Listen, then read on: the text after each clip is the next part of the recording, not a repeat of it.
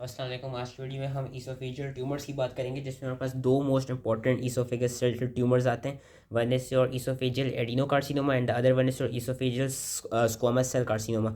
अब जो oesophageal adenocarcinoma होता है, ये यूजुअली जो वेल डेवलप्ड कंट्रीज़ हैं लाइक यूएसए और ऑस्ट्रेलिया वगैरह, वहाँ पे ज़्यादातर पाया जाता है। वेयर एज जो स्मॉल सेल जो स्क्वामस सेल कार्सिनोमा होता है, squamous cell carcinoma is mostly prevalent in our जो थर्ड वर्ल्ड कंट्रीज़ होती हैं या जो लो इनकम वाली कंट्रीज़ होते हैं, लाइक पाकिस्तान हो गया, बांग्लादेश, ईरान, ब्राज़ील, इस तरह के मुल्कों में जो स्क्वामस सेल कार्सिनोमा है वो ज़्यादा पाए जाते हैं। तो इनकी हम यही जो दो मेन ट्यूमर्स होते हैं इसोफेगस से रिलेटेड, इन्हीं दो की हम बात करेंगे।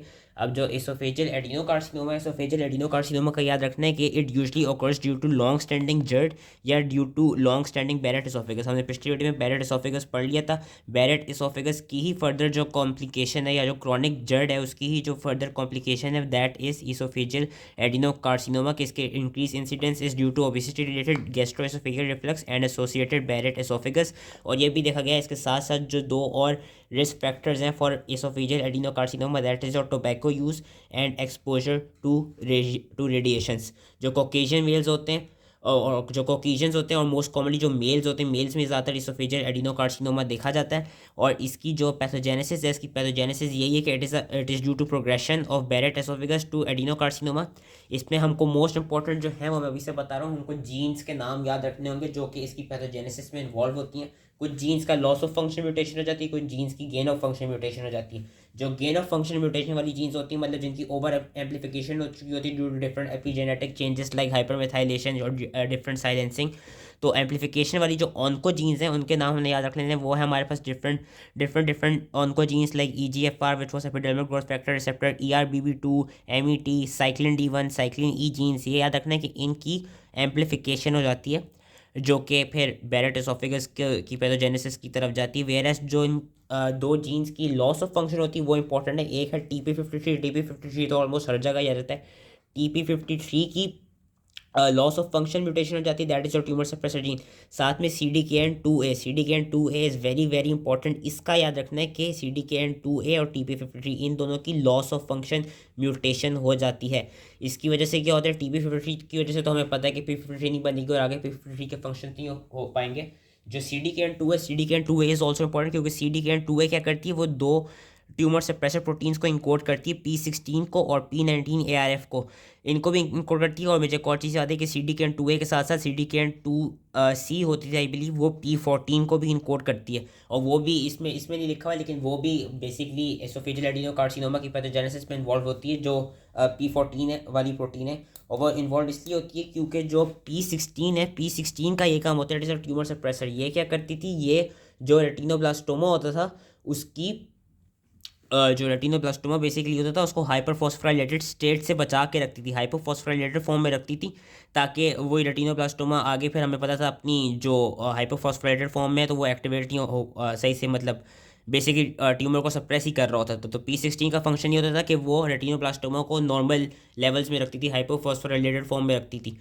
सो हाइपोफॉस्फोराइलेटेड फॉर्म में रखती थी। इसको मैं अगर कंफ्यूज करूँ तो मैं डिस्क्रिप्शन में सही से बता दूंगा, लेकिन आई बिलीव P16 का यही फंक्शन था कि वो जो रेटिनोब्लास्टोमा था उसको हाइपर फॉस्फोराइलेटेड फॉर्म में रख देती है, जिसकी वजह से रेटिनोब्लास्टोमा फिर परफेक्टली अपना फंक्शन परफॉर्म करती थी। लेकिन मैं एक दफ़ा डिस्क्रिप्शन में इसकी सही बता दूंगा, वो डिस्क्रिप्शन में देख लीजिएगा। लेकिन जो P14 है, मैंने कहा था कि P14 भी इंपॉर्टेंट होता है। P14 का हमें पता है कि P14 is your MDM2 inhibitor. अब जो MDM2 होता था, MDM2 का काम ये होता था कि वो P53 को डिग्रेड करता था।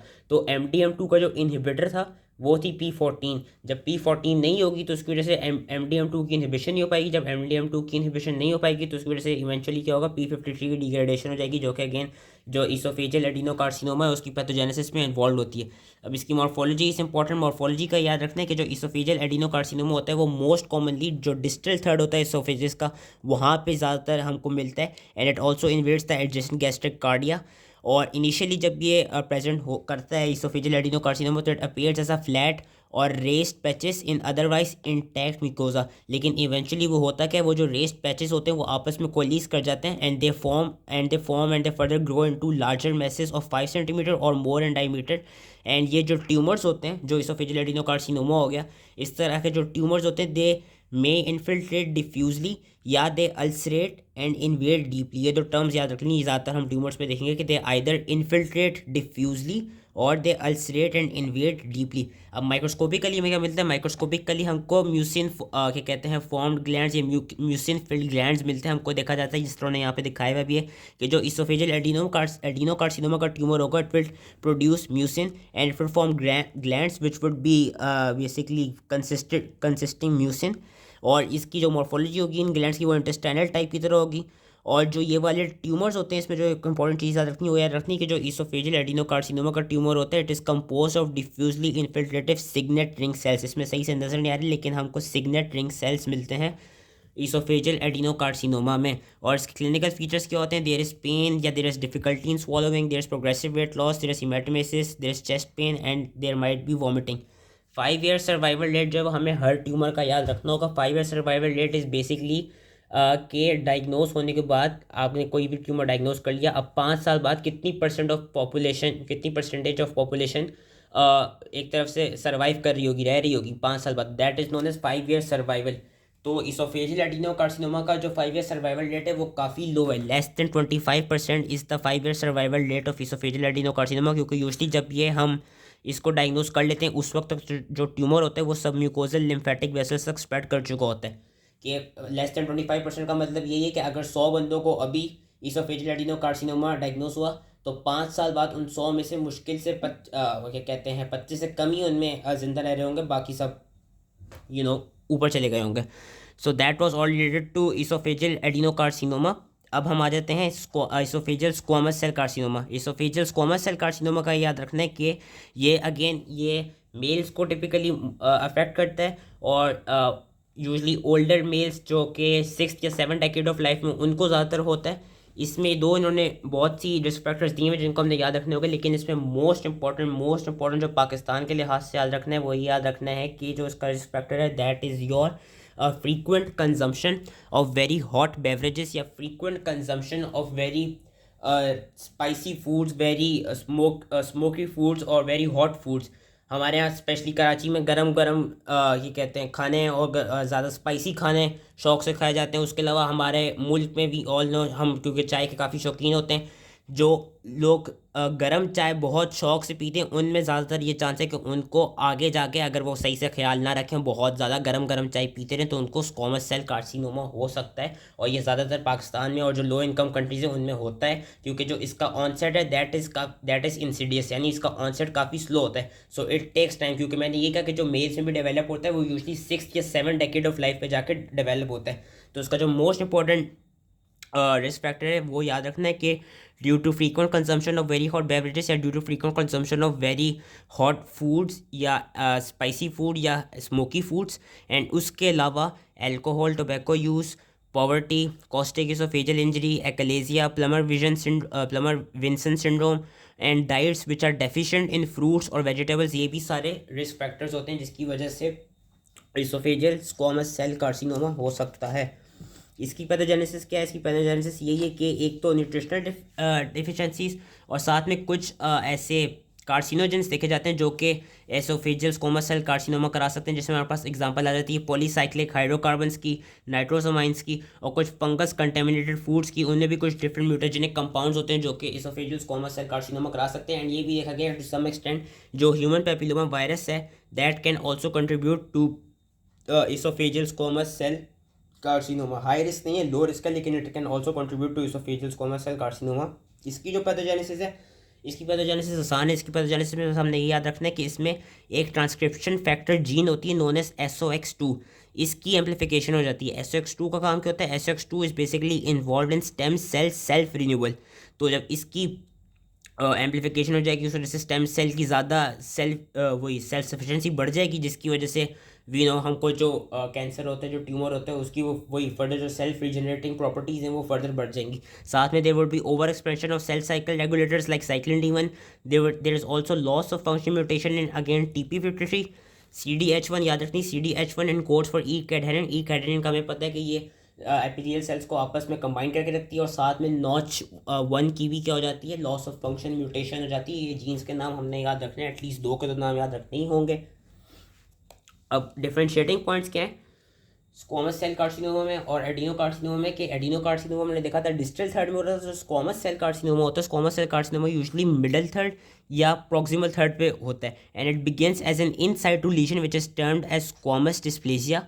इसके अर्ली लीजन्स ये देखेंगे कि जो इसके अर्ली लीजन्स होते हैं they appear as small grey white plaque like thickenings, लेकिन over the course of time, क्योंकि मैंने ये कहा कि जो इनका ऑनसेट होता है दैट इज स्लो इंसिडियस होता है, 6 या 7 डेकेड ऑफ लाइफ पे जाके स्क्वामस सेल कार्सिनोमा होता है, या अबव जो 45 ईयर्स से ऊपर कहते हैं बेसिकली एज जब हो जाती है तब जाके squamous cell carcinoma basically diagnose होते हैं।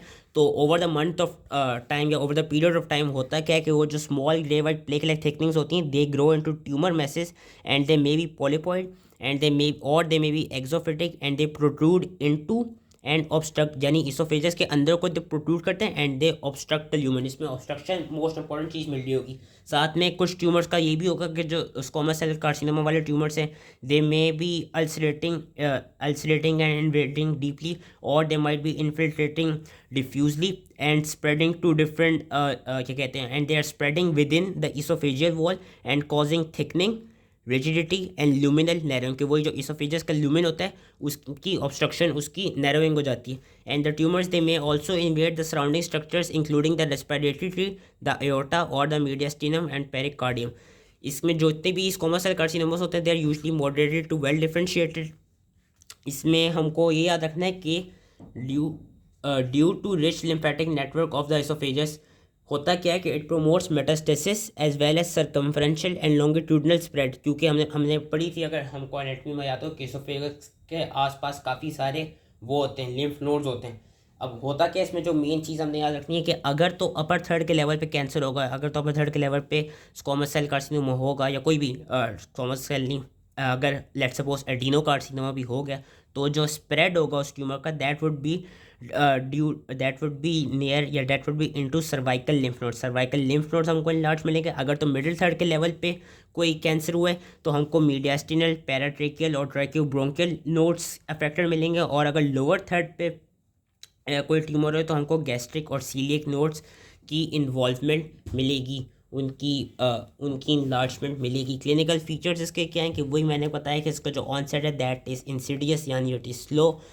पेशेंट्स के पास कौन कौन से वो साइन एंड सिम्टम्स के साथ प्रोड्यूस करता है, डिस्फेजिया हो गया, ऑर्डिनोफेजिया हो गया। Odynophagia is basically pain on swallowing, dysphagia is inability to swallow, odynophagia is pain on swallowing, और there might be obstruction at presentation. Obstruction वही कि मैंने ये कहा कि जो ट्यूमर है it might obstruct the lumen, या इट माइट ग्रो एक्सोफिटिकली, या it might grow within the oesophageal walls and cause thickening and rigidity and luminal narrowing. तो इस सब चीज़ों की वजह से होता क्या है, हमको इसोफेजियल ऑब्स्ट्रक्शन भी मिल सकती है प्रेजेंटेशन के लेवल पे जब पेशेंट प्रेजेंट करेगा हमारे पास। और ये भी ज़्यादातर देखा जाता है कि इस क्या कहते हैं इस क्रॉनिक क्या कहते हैं due to chronic oesophageal obstruction या वही लॉन्ग स्टैंडिंग इसोफेजियल ऑब्स्ट्रक्शन, जो पेशेंट्स होते हैं स्क्वामस सेल कार्सिनोमा के वो ज़्यादातर फिर सॉलिड फूड से अपनी जो डाइट है उनकी डाइटरी भी हमको मॉडिफिकेशंस मिलती है कि वो ज़्यादातर लिक्विड फूड्स या फ्लूइड्स का ज़्यादा इंटेक कर रहे होते हैं, क्योंकि उनसे सॉलिड फूड्स खाए नहीं जाते, क्योंकि अगर उनकी ऑब्स्ट्रक्शन हुई भी होती है।